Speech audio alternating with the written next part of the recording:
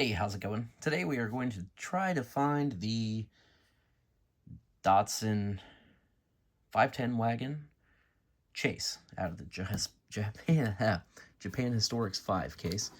Let's see if it's in here. Otherwise, it's a pretty nice set of cars, but, you know, the chase is pretty cool. It's selling for a lot of money on the secondary market, so, you know, figured I might as well get a case and try to get one. Somewhere I saw the odds are like 1 in every 9 cases or something, so I guess we'll see. Here we go. I don't know if we're gonna know like immediately or if we're to pull some cars out first. All right, let's see what we've got.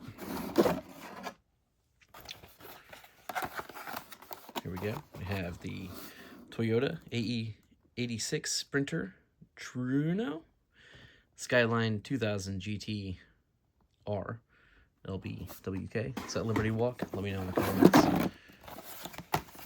Here we have, should be 2 of everything unless we hit that chase. So 77 Toyota Celica. Haven't seen that one yet.